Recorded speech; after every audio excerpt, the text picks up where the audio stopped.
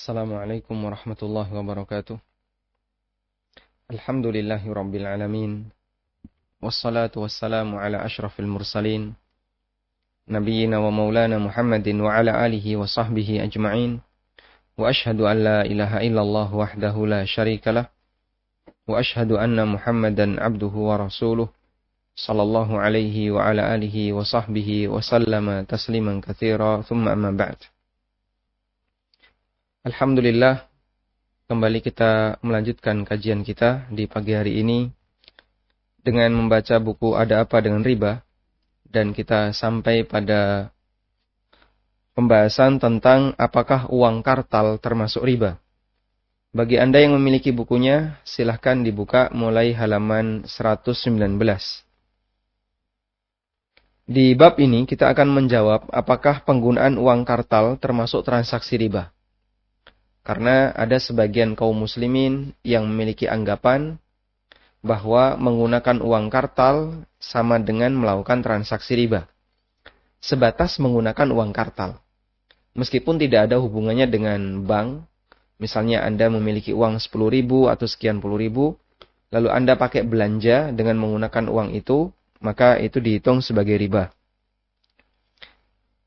Ulama berbeda pendapat dalam memberikan pendekatan fiqhiyah mengenai keberadaan fiat money.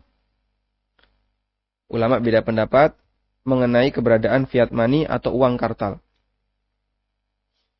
Namun sebelum kita membahas tentang itu, kita akan melihat alasan dari pendapat yang mengklaim bahwa penggunaan uang kartal adalah riba. Dengan doktrin, mereka menghimbau kepada masyarakat untuk kembali kepada dinar dan dirham. Tujuan besarnya adalah mengembalikan perekonomian bagi umat. Sehingga kalau dilihat dari tujuannya, kita bisa katakan tujuannya untuk menghindarkan masyarakat dari riba. Dan mengembalikan kejayaan perekonomian masyarakat. Terlepas dari apakah itu muslim ataukah non-muslim, karena bisa saja itu dipraktikkan oleh non-muslim, yaitu dengan mengajak mereka kembali kepada dinar maupun dirham.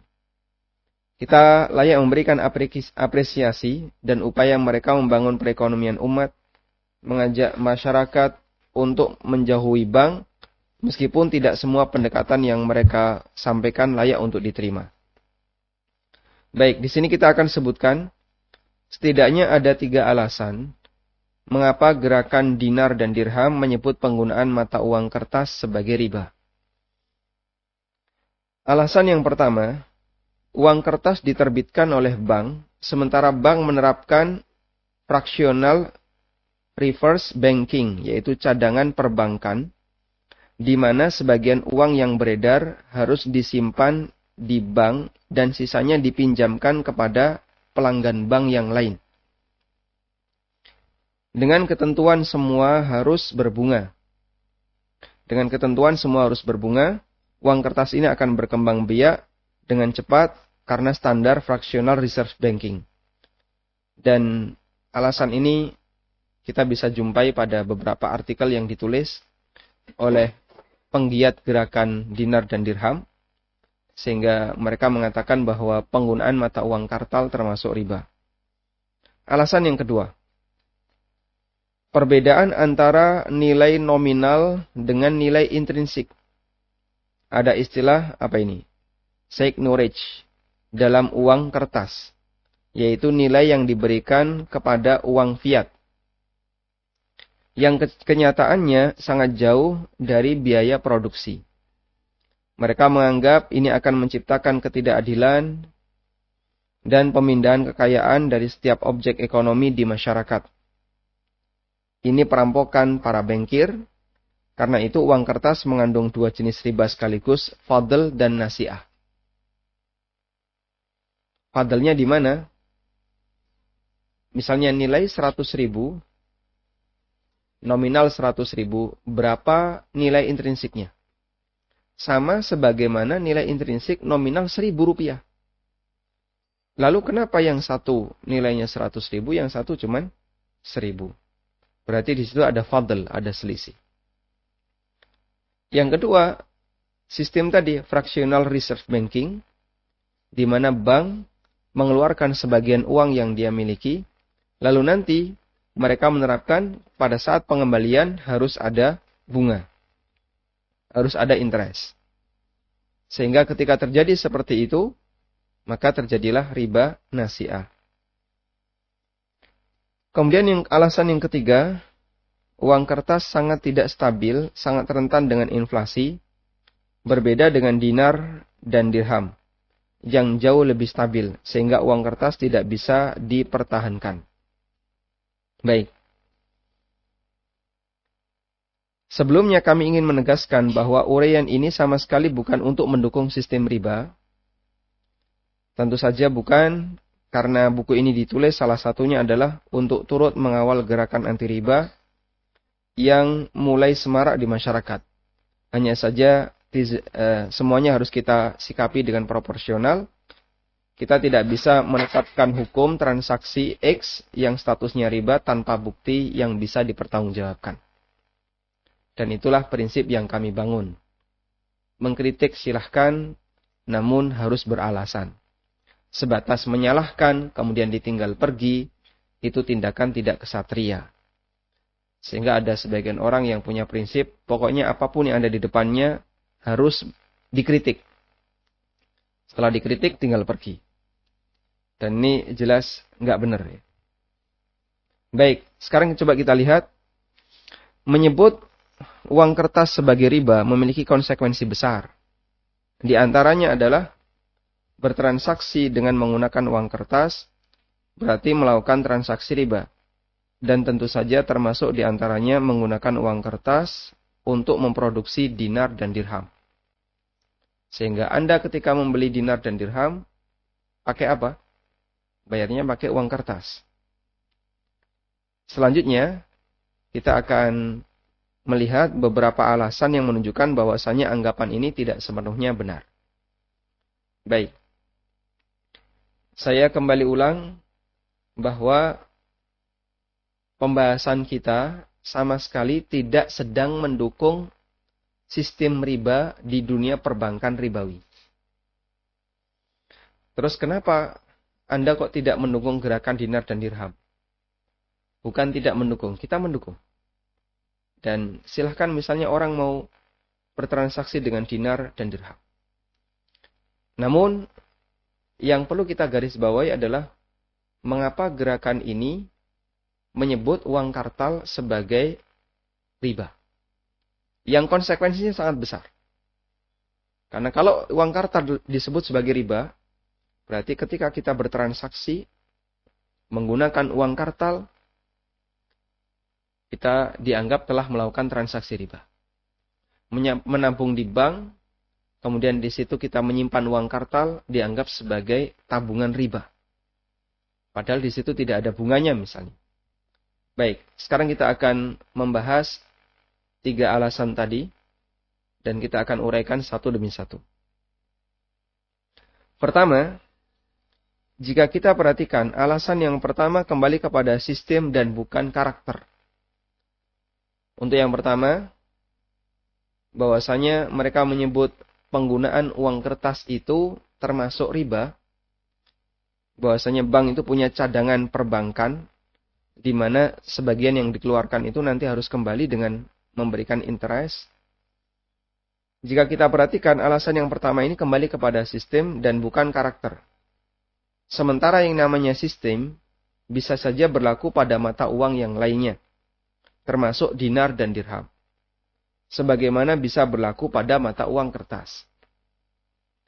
Andai perbankan ribawi hanya menggunakan dinar dan dirham sebagai komoditasnya, dan dia menerapkan prinsip fractional reserve banking, di mana bank menyimpan sebagian, kemudian mengedarkan sebagian, dan apa yang diedarkan ini ketika balik harus ada tambahan, maka meskipun bentuknya adalah dinar dan dirham, nanti tetap saja ada sistem riba yang berlaku di sana.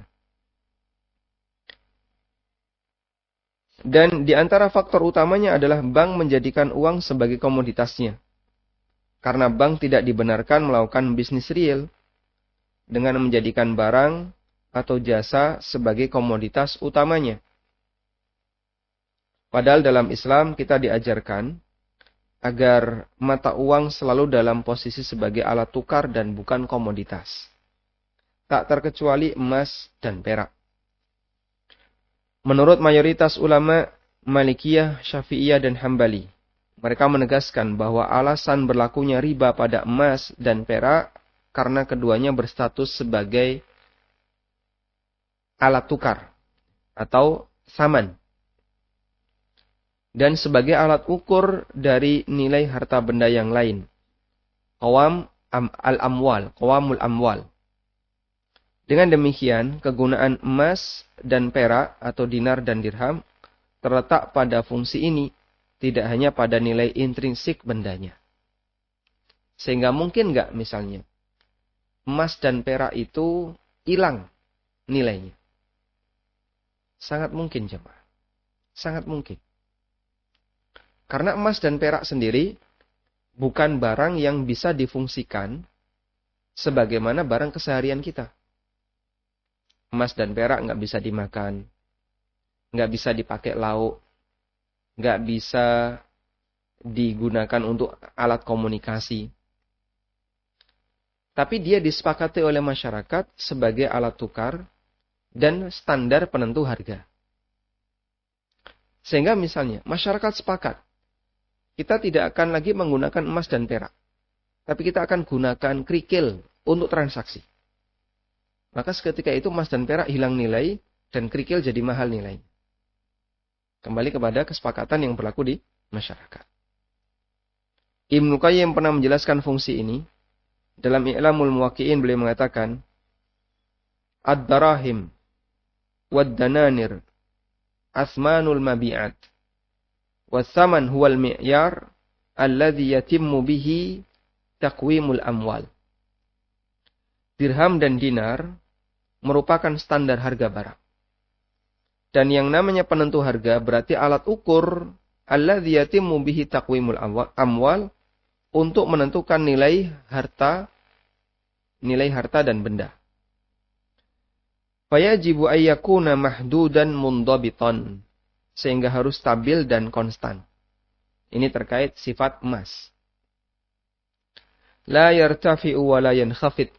Dia tidak bisa mengalami fluktuasi, gampang naik dan gampang turun. Idh law kana thamanu yartafi' wa yankhafid kas-sila'i lam yakun laha thaman na'tabiru bihi al-mabi'at. Balil kullu sila'un. Karena jika penentu harga itu naik turun, statusnya sebagaimana komoditas. Sehingga kita tidak memiliki standar harga untuk menilai barang. Namun semuanya adalah komoditas. Baik. Sehingga Ibnu Qayyim mengatakan idealnya ketika sebuah benda itu dijadikan sebagai alat ukur harga, maka dia harus standar dan terukur. Tidak bisa fluktuatif. Baik. Kembali ke sini. Mengulang apa yang telah kita bahas di atas, bahwa bagi bank, uang adalah komoditas. Sehingga uang bukan sebatas alat tukar atau standar harga barang.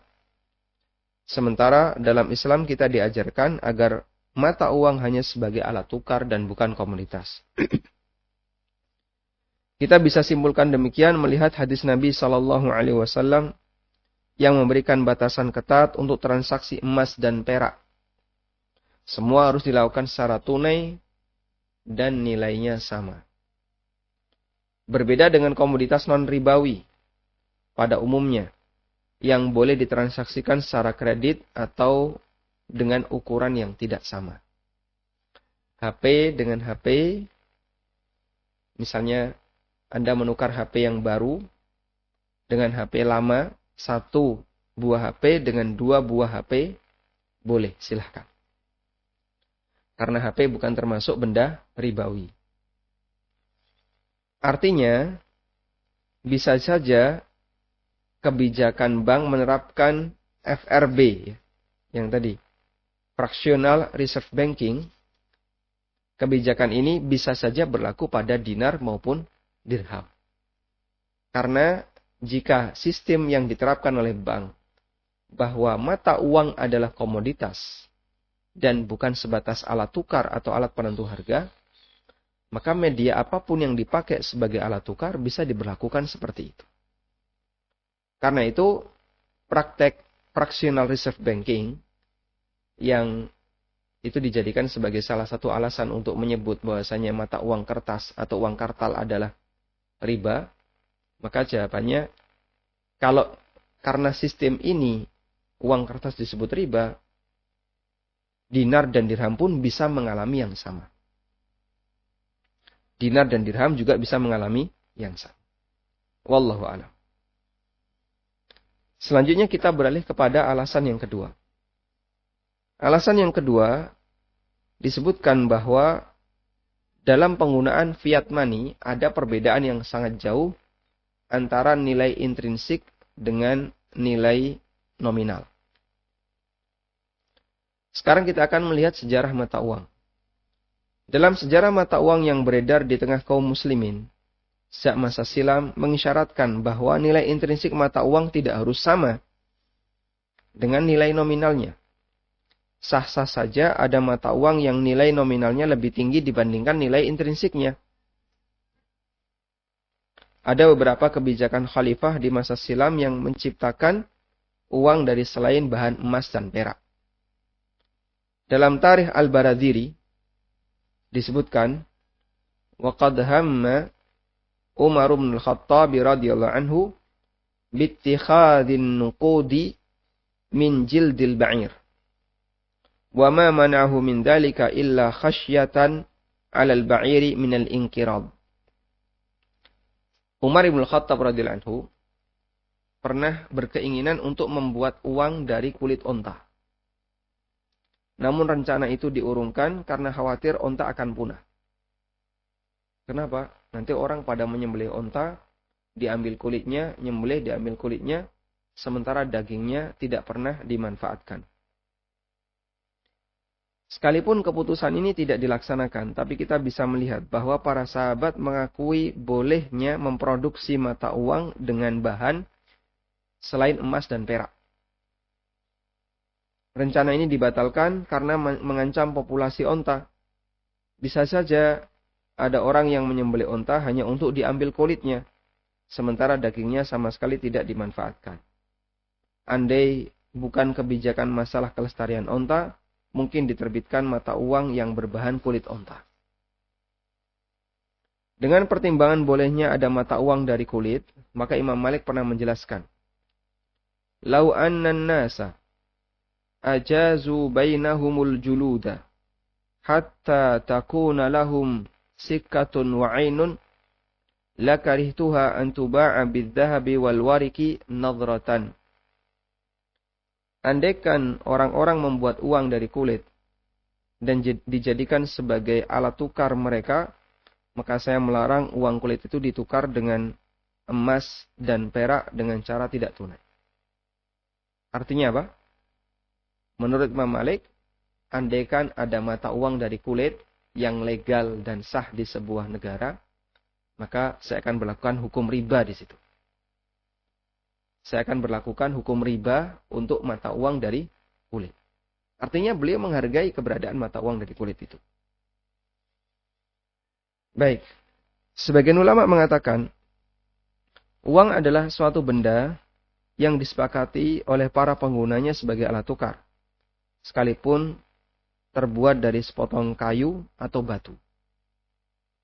Syekhul Islam mengatakan, Wa ammad darahim wad dinar fama ya'rifu lahu haddun tabi'in wala syar'i bal marja'ahu ilal 'adah wal istilah wa dhalika li'anna fil asli la yata'allaqu al maqsudu bihi balil ghardu ay yakuna mi'yaran lima yata'amaluna bihi. Di footnote Syekhul Islam mengatakan, dirham dan dinar tidak ada batasan secara syar'i.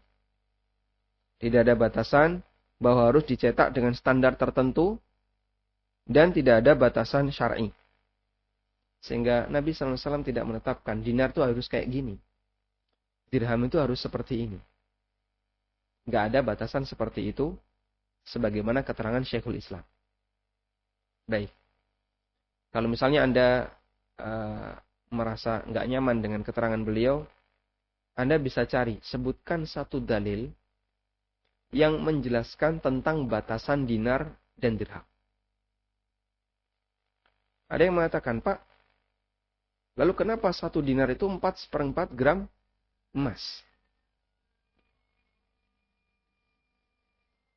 Kenapa satu dinar itu 4/4 gram emas? Itu uruf yang berlaku di masyarakat. Di masa silam, satu dinar itu 4/4 gram emas. Dan Nabi SAW mengikuti uruf yang berlaku. Andai kan ada sebuah negara yang membuat dinar dengan berat misalnya 3 gram emas atau 2 gram emas, boleh nggak? Boleh-boleh saja. Dan tentu saja nanti nilainya lebih murah dibandingkan 4/4 gram emas. Atau misalnya membuat dinar dengan ukuran 1 gram emas. Sah-sah saja. Kata beliau, وَذَلِكَ لِأَنَّ فِي الْأَصْلِ لَا يَتَعَلَّقُ الْمَقْصُودُ بِهِ. Karena pada asalnya tujuannya bukan keberadaan dinar maupun dirham.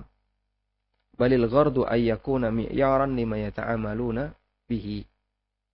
Namun, tujuan utamanya adalah sebagai standar untuk objek muamalah di masyarakat. Sehingga intinya adalah untuk mengukur harga. Masalah media itu sifatnya apa? Sifatnya kembali kepada uruf yang berlaku di masyarakat.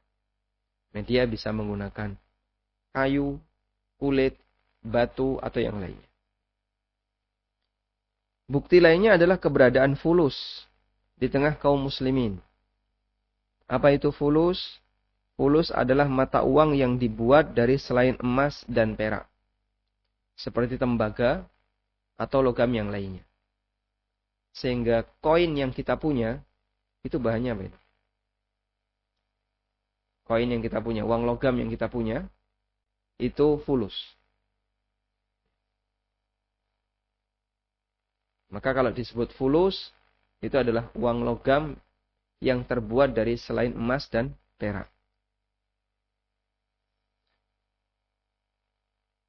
Kemudian di masa silam, fulus itu nilainya 1/6 dirham di masa silam.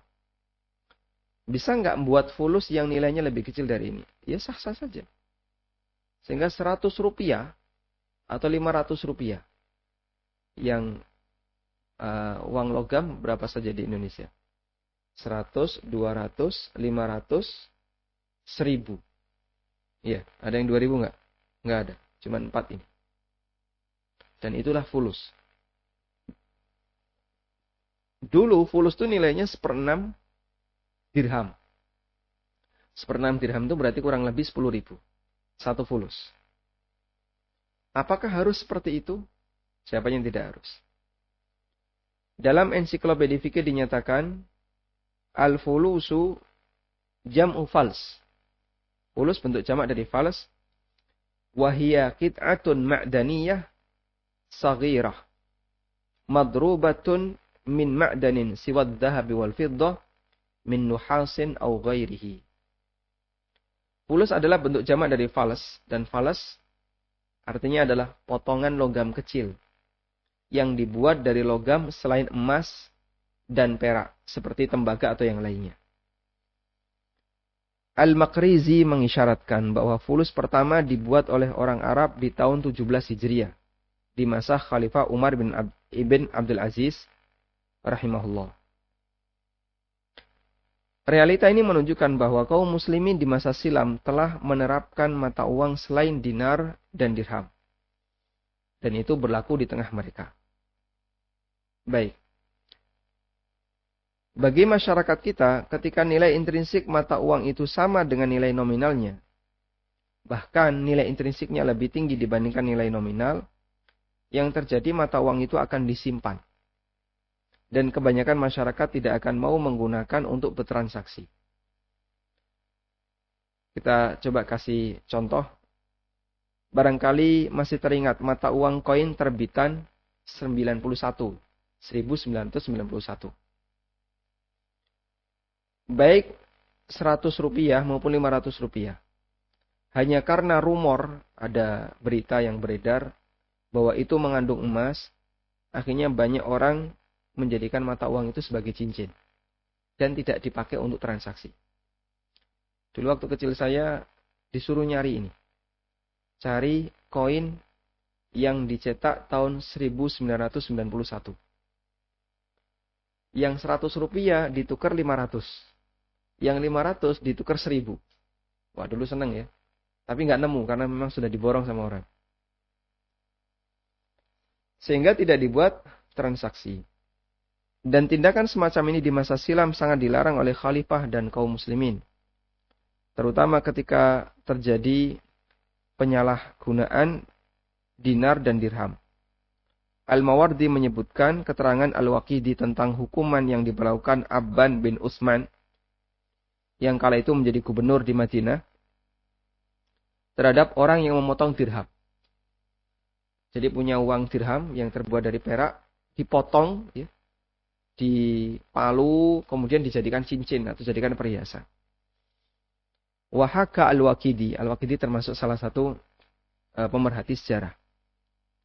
Wahaka Al-Waqidi. Al-Waqidi menyebutkan, Anna Aban bin Utsman kana 'alal Madinati fa'aqaba man qata'ad darahim wa darabahu 30 sautan wa tafa bihi.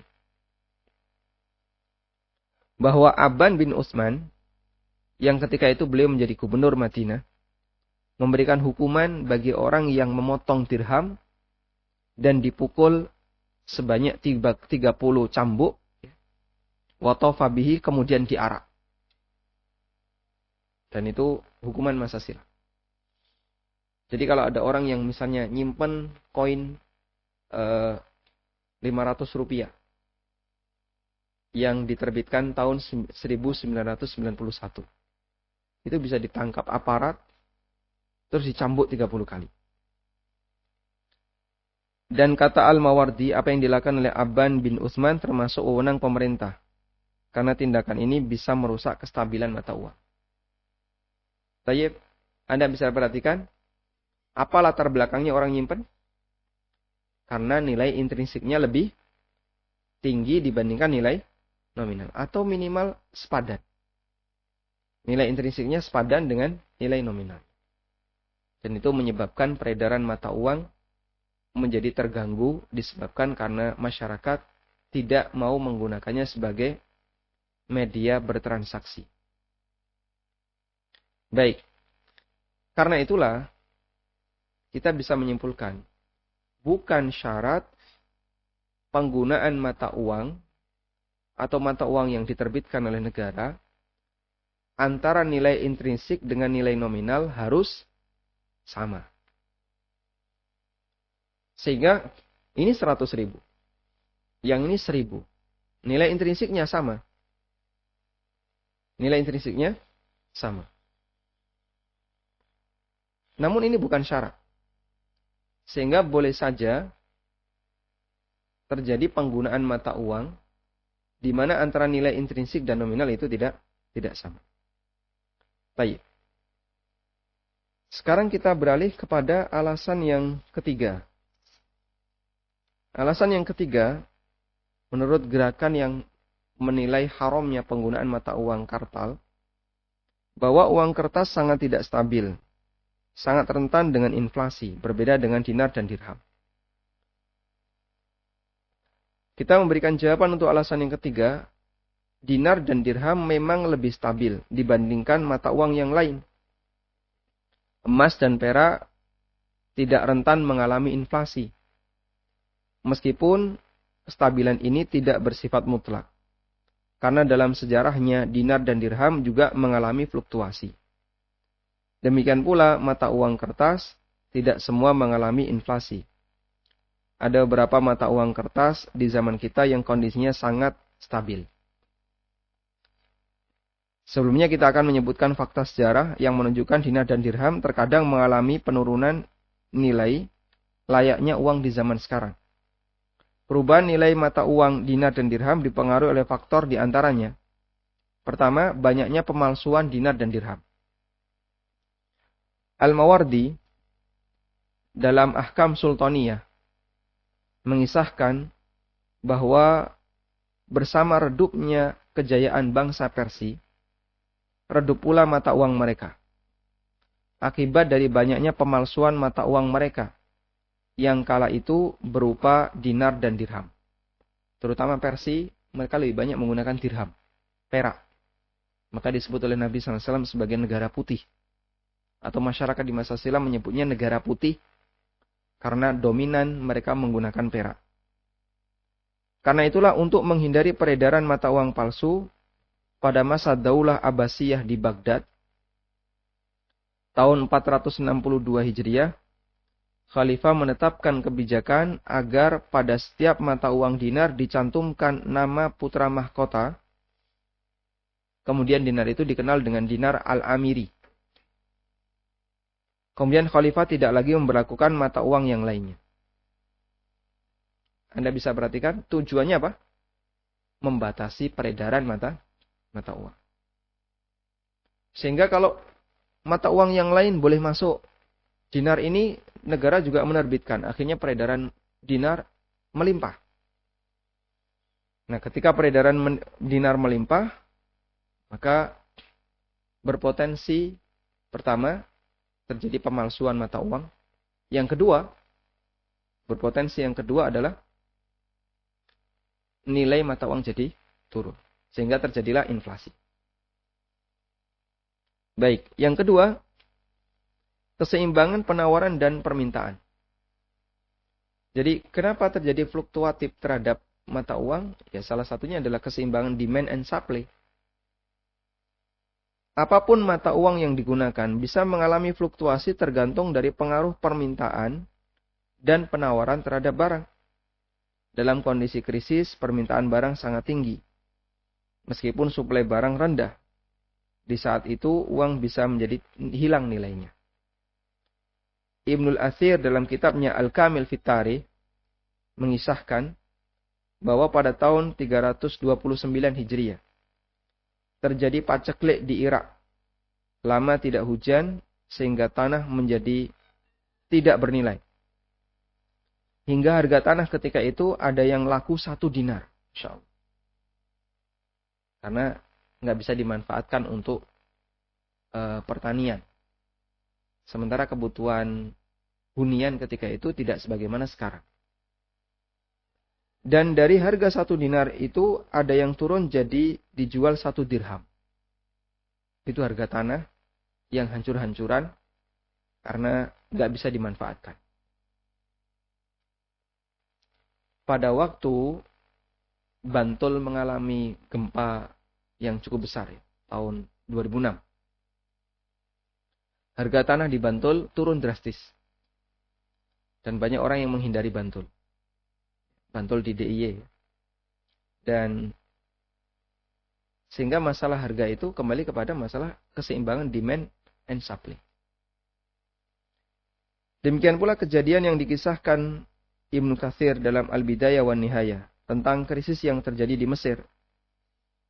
Beliau mengatakan, wa fiha kana ghala'un syadid bi Misra fa aqalul jifa wal maitat wal kilab fa kana yuba'ul kalbu bi 5 dananir.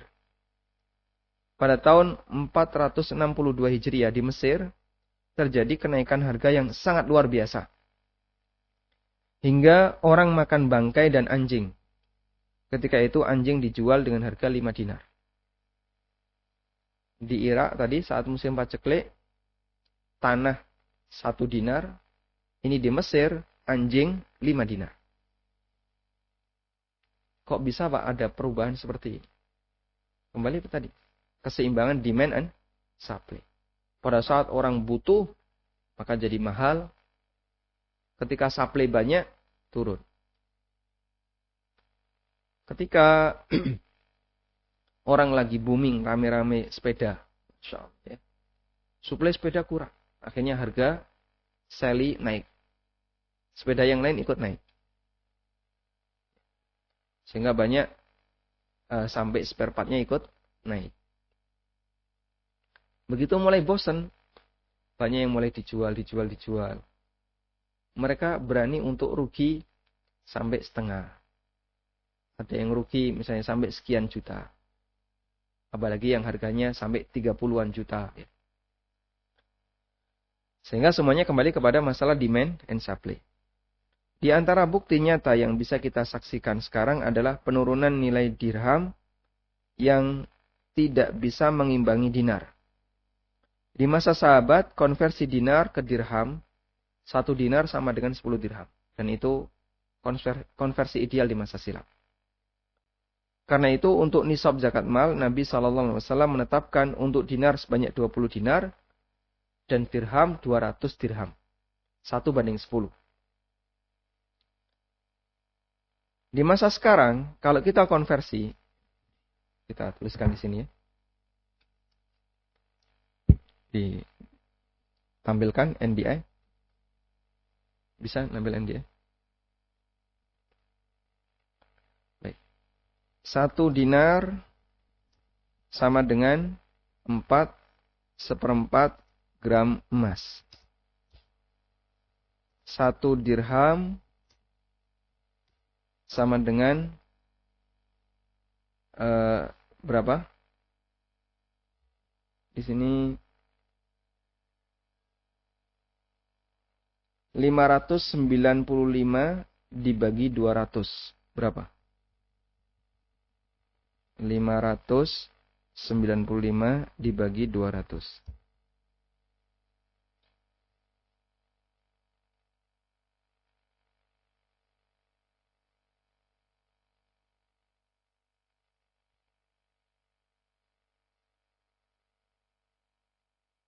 Jadi kurang lebih 4795. Ya. 2. Sebentar. Kalkulator saya salah. 595 dibagi 200. 2,975 gram perak.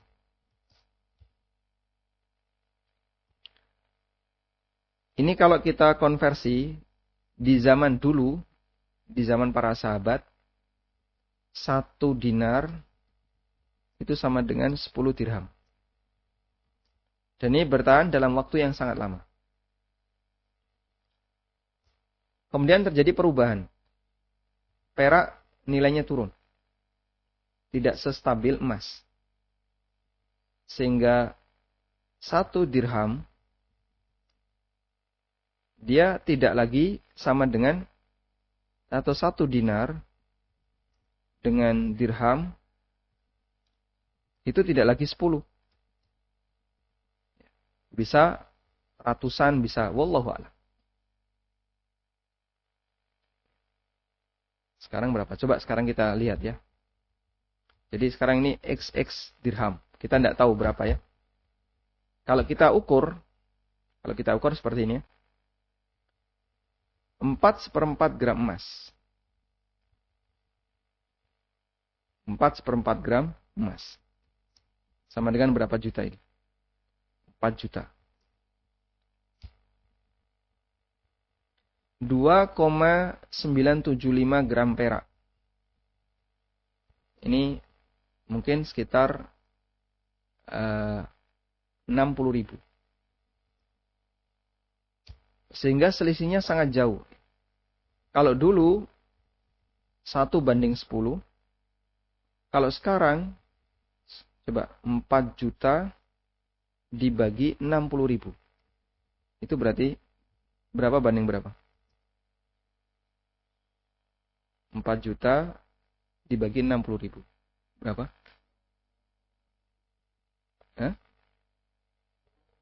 66,67. Sehingga perbandingannya sekarang ini 66,67. Artinya gimana? Nilai dirham itu turun. Tidak sebagaimana masa silam. Karena itu kalau disebut nilainya selalu stabil, kayaknya nggak cocok. Ya. Dan di buku saya sebutkan 1 dinar itu sama dengan 63 dirham. Ya, kurang lebih segitu. Ekivalensinya. Dan mungkin ini juga akan mengalami perubahan. Sehingga bisa jadi 1 dinar nanti jadi 70 dirham. Atau sekian puluh dirham. Sangat mungkin mengalami perubahan. Wallahu a'lam. Tergantung kenaikan harga emas, sementara perak cenderung stabil. Jika kita konsisten dengan masalah kestabilan, harusnya gerakan mata uang bukan bentuknya gerakan dinar atau dirham, tapi gerakan dinar saja. Karena dirham ternyata tidak stabil. Karena itu, jika Anda menilai bahwa penggunaan fiat money menjadi terlarang gara-gara tidak stabil, berarti seharusnya penggunaan dirham pun tidak boleh. Karena dirham juga tidak stabil. Wallahu ta'ala alam. Ini 3 alasan yang disampaikan oleh gerakan dinar dan dirham untuk kemudian menolak keberadaan mata uang kartal di masyarakat. Dan sekali lagi kami sampaikan bahwa catatan saya ini sebenarnya lebih kepada meluruskan pemahaman yang mengkritik mata uang kartal sebagai riba. Bukan menolak keberadaan dinar dan dirham. Anda menggunakan dinar dan dirham, kemudian menjadikannya sebagai mata uang sehari-hari, silahkan. Namun kalau sampai menyebut mata uang kartal sebagai riba, kita nyatakan ini adalah pendapat yang salah dengan beberapa alasan yang tadi sudah kita sampaikan. Wallahu ta'ala.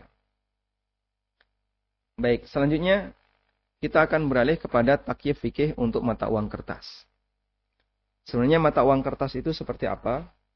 Di sini ada banyak sekali pendapat ulama, namun insya Allah mengingat bagian ini cukup detail dan perlu untuk pemahaman lebih atau penjelasan lebih detail, akan kita bahas di pertemuan berikutnya insyaallah taala. Wassallallahu ala nabiyyina Muhammadin wa ala alihi wa sahbihi wasallam wa akhiru da'wana alhamdulillahi rabbil alamin. Baik, selanjutnya kami persilahkan bagi Anda yang mau bergabung.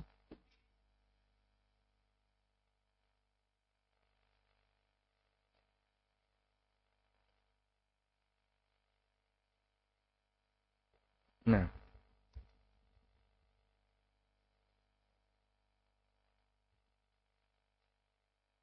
dibaca. Bismillah. Assalamualaikum Ustadz. Ibu mertua Ana punya hutang ke bank. Qadarullah Ahad kemarin ibu mertua Ana meninggal dunia. Masih ada sisa hutangnya 3 bulan. Kalau misalkan bank menutup sisa hutangnya dan menganggap lunas hutang ibu mertua saya dengan asuransi, apakah hutang ibu mertua saya benar-benar lunas dalam aturan syariat? Karena kalau dalam perhitungannya ibu mertua saya bahkan sudah bayar lebih dari hutangnya ke bank. Jazakallahu khairan. Waalaikumsalam warahmatullahi wabarakatuh. Khairan. Ini termasuk di antara permasalahan yang banyak terjadi di masyarakat ya. Utang dianggap lunas karena ditutupi oleh asuransi. Bagaimana statusnya dari sisi syariat? Sekarang kita coba bahas ini dari sisi melihat skema akadnya. Utang di bank yang diasuransikan. Ada 2 akad di situ. Pertama, akad nasabah dengan bank. Dan ini adalah akad utang ribawi. Yang kedua, akad nasabah atau bank. Ya, ini bisa nasabah, bisa bank. Dengan asuransi. Dan ini adalah akad gharar. Ini adalah akad gharar. Sehingga baik akad pertama maupun akad kedua, kedua-duanya adalah akad bermasalah. Akad pertama antara nasabah dengan bank itu akad ribawi, utang riba. Dan akad kedua antara nasabah dengan antara nasabah bank dengan asuransi. Kadang yang membayarkan premi kan bank. Kadang juga yang membayarkan premi pihak asuransi, pihak nasabah. Atau kita ambil salah satu saja biar Anda nggak bingung ya. Akad yang kedua adalah nasabah dengan asuransi. Sehingga yang bayar premi di sini nasabah. Ini akad gharar. Untuk akad pertama, utang ribawi, penyelesaiannya adalah hanya boleh bayar pokok. Sementara bunga tidak boleh dibayar. Karena membayar bunga sama dengan apa? Membayar bunga sama dengan memberi makan riba. Dan itu dilaknat oleh Nabi SAW. Yang kedua, akad nasabah dengan asuransi. Ini akad gharar. Maka solusinya adalah jika sudah terlanjur, yang boleh diambil hanya senilai premi, tidak boleh lebih dari itu. Kalau mengambil lebih dari nilai premi, hukumnya terlarang. Tayyib. Namun yang perlu kita lihat di sini adalah bahwa pihak asuransi pada saat mencairkan itu hubungannya langsung ke bank. Sehingga tidak melalui nasabah. Pihak asuransi langsung transfer senilai nominal tertentu untuk nutupi utang nasabah di bank. Sehingga pihak nasabah sama sekali tidak memegang uang apapun. Baik. Sekarang bagaimana jika terjadi kasus seperti yang tadi ditanyakan? Ya. Nasabah utang misalnya senilai 100 juta. Utang senilai 100 juta. Atau begini, pihak asuransi saat mencairkan langsung ke bank. Di sini ada satu kaidah. Ya. Uang haram yang diambil oleh lembaga lain di luar kendali kita, di luar kendali seorang muslim, di luar kendali kita, maka kita tidak bertanggung jawab.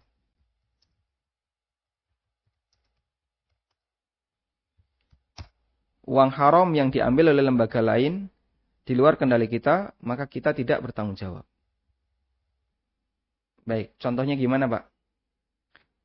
Si A punya tabungan di bank konven. Misalnya senilai 1M. Lalu dari tabungan 1M itu muncul bunga senilai 1 juta.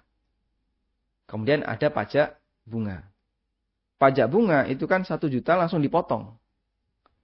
Langsung auto debit masuk ke rekening pajak.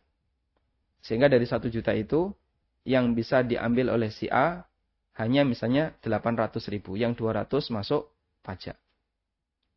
Baik. Berarti kan di situ begini ya. Yang terjadi begini.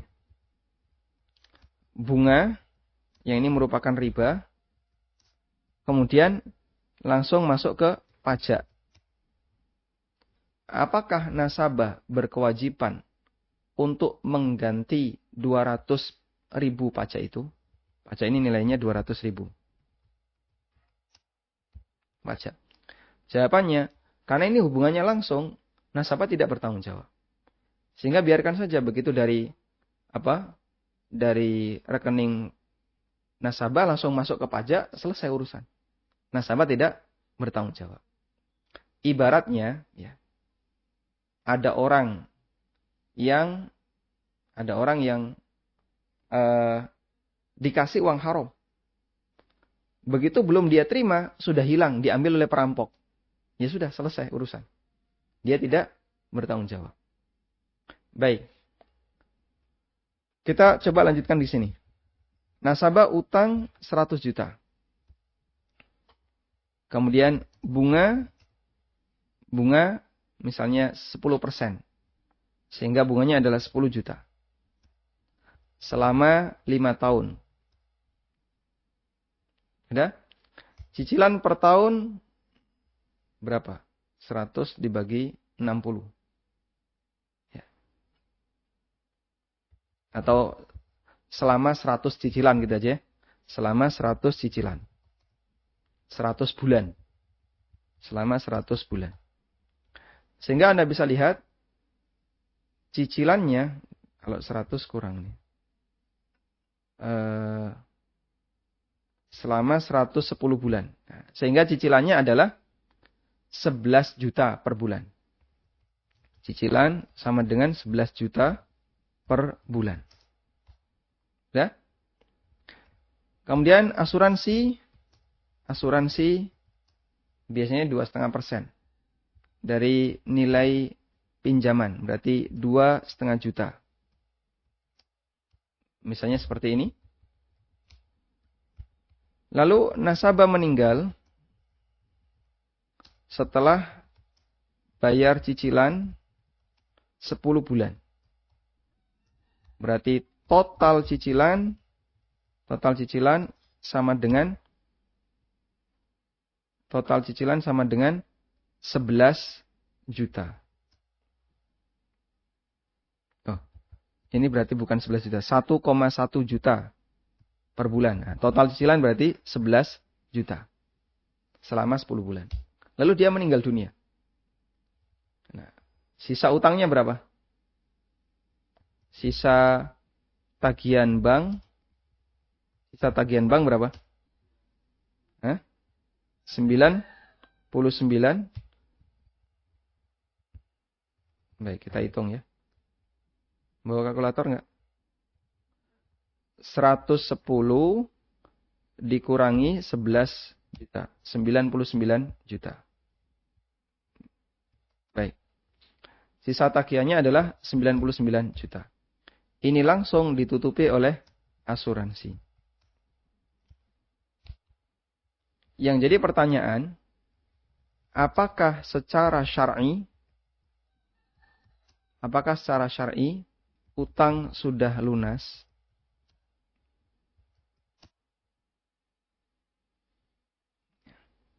Karena sudah dibayarkan oleh pihak asuransi. Jawabannya, ada kaidah yang mengatakan, kullu ma yubna ala batil fahuwa batil. Hasil dari transaksi yang batil adalah batil. Hasil dari transaksi yang batil adalah batil. Sehingga nilai pokok sama dengan berapa yang belum dibayarkan? Yang belum dibayar. Nilai pokok yang belum dibayar adalah 100 juta dikurangi 11. Berapa, Pak? 89 juta. Ini nilai pokok. Sementara dia baru bayar 11. Sehingga nilai pokoknya 89 juta. Maka kewajiban dia yang ini ditutupi oleh dan ini ditutupi asuransi. 89 juta ini ditutupi oleh pihak asuransi. Maka nilai ini tidak hilang karena menjadi kewajiban nasabah yang ditutupi asuransi dari hasil akad bermasalah. Ditutup, Mas. Ditutupi oleh asuransi dari hasil akad bermasalah. Berarti 89 itu tidak hangus. Baik. Kemudian kalau 89 itu tidak hangus, harus dibayarkan kemana? 89 juta dikembalikan ke bank, nggak bisa. Bisa nggak ini? Tidak bisa. Karena tidak bisa, berarti masih menjadi kewajiban mayit yang harus diselesaikan. Dikembalikan ke bank nggak bisa, maka satu-satunya yang bisa dilakukan adalah diserahkan ke fakir miskin. Karena tidak bisa dikembalikan ke bank, maka diserahkan ke Baitul Mal.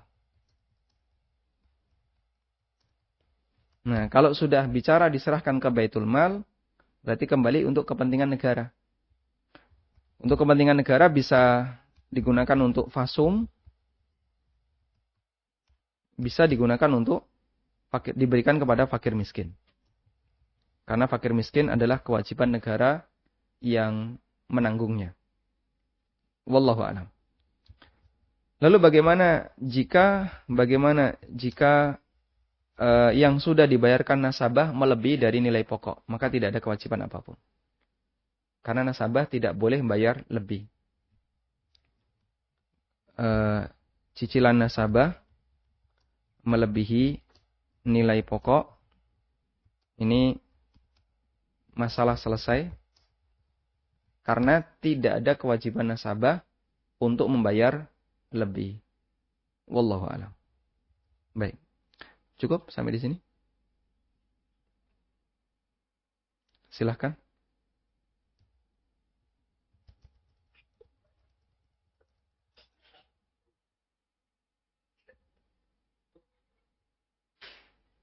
Baik, silahkan Bapak. Anda sudah terhubung.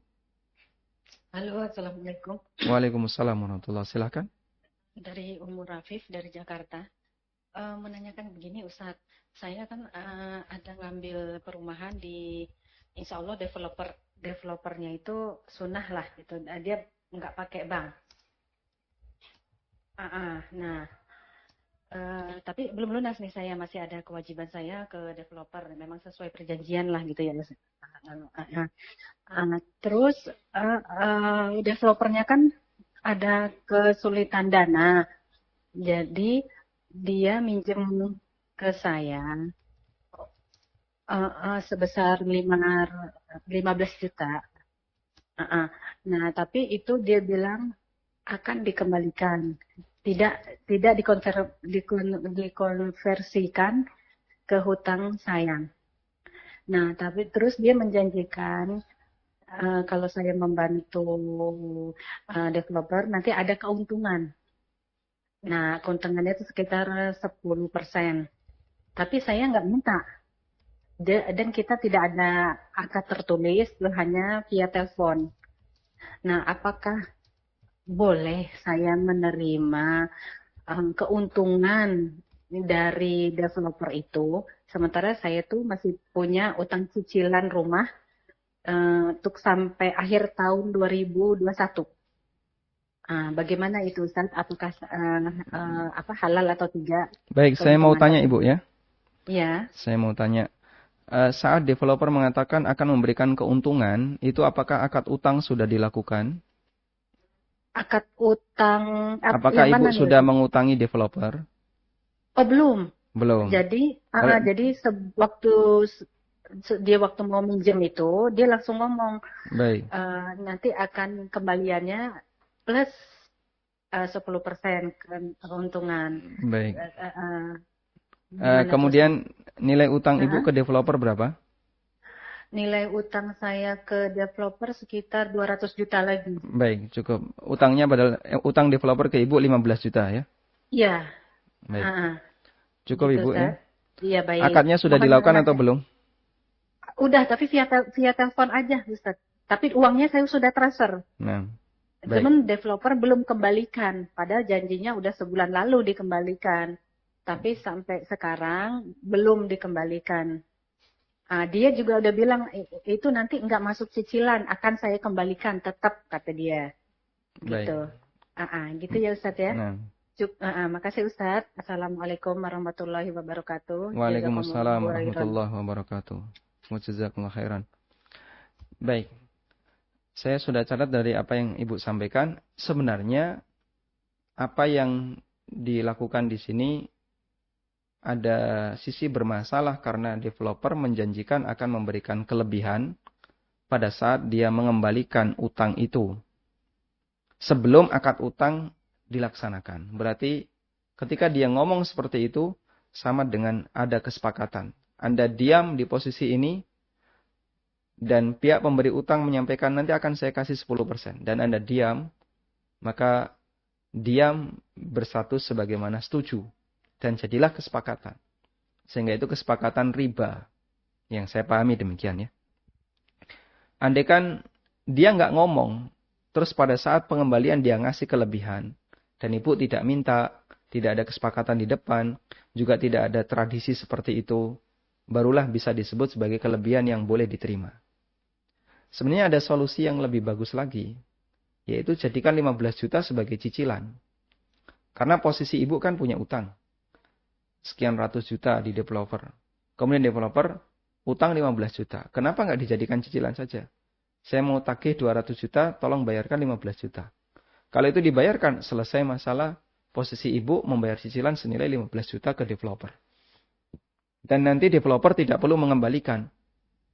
Karena itu bagian dari haknya yang merupakan cicilan dari rumah.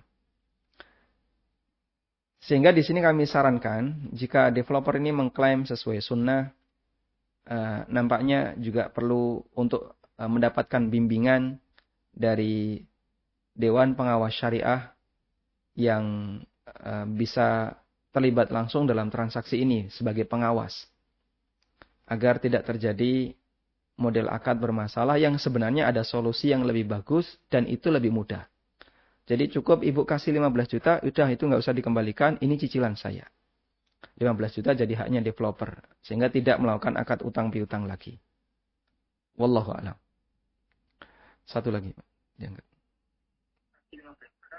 Nah, silahkan. Assalamualaikum. Waalaikumsalam warahmatullahi. Ini Ustadz, kemarin kan ada teman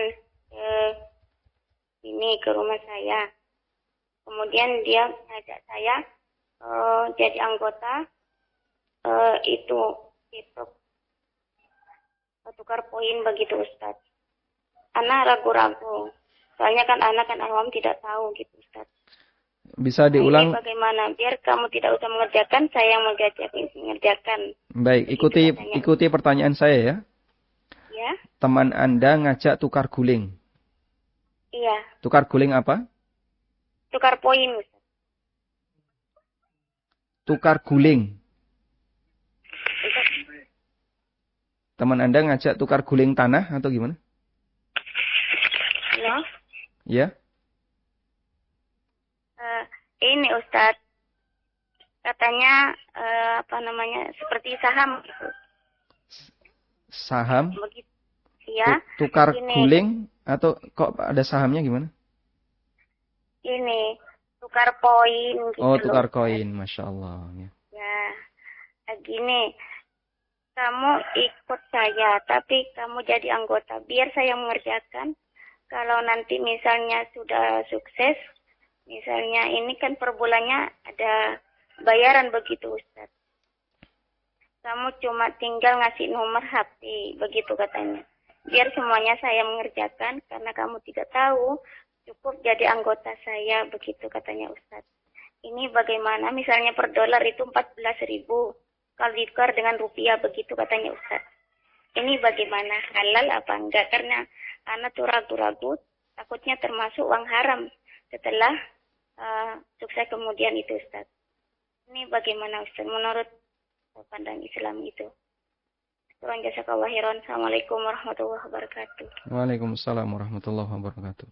Wallahu alam, saya nggak paham.